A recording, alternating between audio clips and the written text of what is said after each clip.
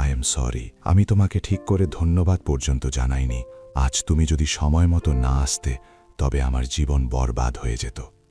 আচ্ছা, কিন্তু আমার তো মনে হচ্ছিল আসতে অনেক দেরি হয়ে গেছে। গত ৩ বছরের কথা মনে করে শিবায় খুব মৃদু স্বরে বলল। অবন্তিকা শিবায়ের কথাটি শুনতে পায়নি। উল্টে সে শিবাইকে জিজ্ঞেস করল, তুমি সেই লোকটা না যার কথা প্রায় পুরো শহরে আলোচনা হয়? অপদার্থ স্বামী, তাই তো? সরি, অ্যাকচুয়ালি লোকজন তোমার সম্পর্কে এটাই বলে, কিন্তু আমার তো তোমাকে কোথাও থেকে অপদার্থ মনে হলো না। বরং তোমার মতো স্বামী যদি কোনো মেয়ে পায় তবে তার জীবন স্বর্গ হয়ে যাবে।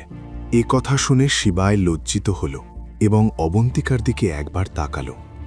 তারপর কথার মোড় ঘুরিয়ে অবন্তিকা সেই প্রশ্নটি করল যা জানার জন্য সে ব্যাকুল ছিল। আর তুমি জানলে কি করে যে আমাকে ভিকির কাছে পাঠানো হয়েছে? তোমার কোনো এক আত্মীয়কে কথা বলতে শুনে ফেলেছিলাম। এখন ম্যাডাম, আপনার সব প্রশ্ন যদি শেষ হয়ে থাকে তবে আমি কি একটা প্রশ্ন করতে পারি? এ কথা শুনে অবন্তিকা শিবায়ের দিকে তাকাতে লাগল। শিবায়ের গলায় হালকা দুশ্চিন্তার সুর ছিল। সে জিজ্ঞেস করল, তুমি ঠিক আছো তো অবন্তিকা? অবন্তিকা ধীরে ধীরে মাথা নেড়ে সম্মতি জানালো। তবে তুমি কোথায় থাকো? তোমাকে কখনো বাজাজ ম্যানশনে দেখিনি। হোস্টেলে থাকি। হোস্টেলে কেন? আর কোনো অপশানও তো নেই, অবন্তিকা বলল। শিবাই তার দিকে এক পলক তাকিয়ে জিজ্ঞেস করল, তোমার কি ওই জায়গা ছেড়ে কোনো ভালো জায়গায় থাকতে ইচ্ছে করে না? ইচ্ছে তো অনেক কিছুই করে, কিন্তু বাজাজ পরিবার আমাকে কোনোদিন নিজের মনের মতো কিছু করতে দেয়নি। এমনকি ছোটবেলা থেকে আমাকে আমার জন্মদিন পর্যন্ত পালন করতে দেওয়া হয়নি। রেখা আন্টির ধারণা আমি জন্মানোর দিন থেকেই ওনাদের পরিবারে গ্রহণ লেগেছে। আমি নাকি ওনাদের পরিবারের অভিশাপ। এ কথা শুনে শিবাই এক মুহূর্তের জন্য অবন্তিকার দিকে তাকালো।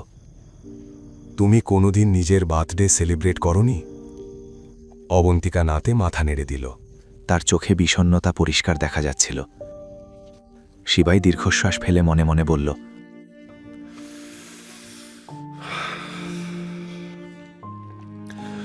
এবার থেকে তোমার সাথে আর কিছু খারাপ হতে দেব না।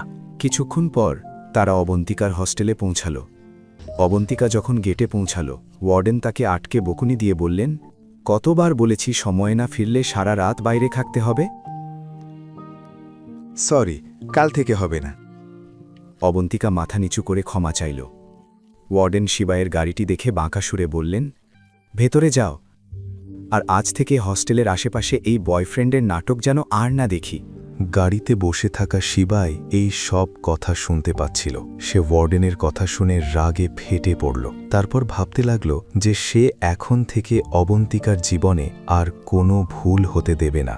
যে মেয়েটির জন্য সে এত বছর অপেক্ষা করেছে, আজ শিবাই তাকে খুঁজে পেয়েছে। তৎক্ষণাৎ শিবাই তার ফোন বের করল এবং একটা কল করল। দীনেশ, ইন্দোরের সবচেয়ে বিলাসবহুল হোটেল বুক করো। ঠিক আছে স্যার। কোন তারিখ আর কোন ওকেশনের জন্য?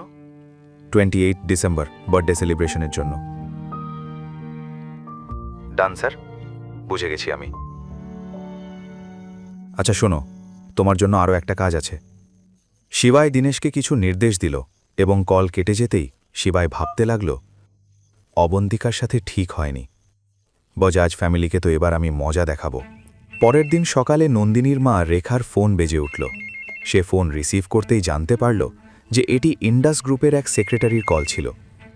গুড মর্নিং মিসেস বাজাজ, আমি এটা জানানোর জন্য কল করেছি যে আপনাদের মেয়ের বার্থডে পার্টির ব্যাপারে একদম চিন্তা করার দরকার নেই।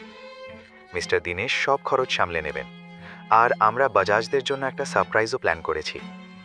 কি? মিস্টার দীনেশ, ইন্ডাস গ্রুপের জেনারেল ম্যানেজার, আমার মেয়ের জন্য? Okay, thank you. Yes ma'am. Rekha কলটা কাটতেই খুশিতে মেতে উঠল। ঠিক তখনই রেখার ফোনে ব্রেকিং নিউজের মতো একটা নোটিফিকেশন এলো। ইন্ডাস গ্রুপ মিস বাজাজের পার্টির জন্য পুরো প্লাজা হোটেল বুক করেছে, যা বছরের সবচেয়ে দামি সেলিব্রেশন হতে চলেছে। এই নিউজ দেখে রেখার খুশির সীমা রইল না। সে ভেবে নিল যে এবার বাজাজ ফ্যামিলির ভাগ্য বদলে যাচ্ছে। নিজের খুশি ভাগ করে নিতে সে দৌড়ে নন্দিনীর রুমে গেল। সারাদিন কি ঘুমিয়েই থাকবি? এটা কি ঠিক? রেখা নন্দিনীকে জোরে নাড়া দিল।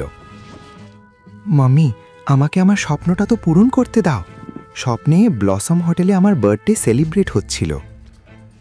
চোখ কচলাতে কচলাতে নন্দিনী বলল, আমি যদি বলি যে তোর স্বপ্ন সত্যি হয়ে গেছে তবে? রেখা দাঁত বের করে হাসতে হাসতে বলল, সেটা কি করে সম্ভব মম? জানিস, এইমাত্র ইন্ডাস গ্রুপের জেনারেল ম্যানেজার মিস্টার দিনেশের সেক্রেটারির কল এসেছিল। সে বলছিল যে মিস্টার দিনেশ তোর জন্মদিনের জন্য পুরো প্লাজা হোটেল বুক করেছেন। এই দেখ লেটেস্ট নিউজ।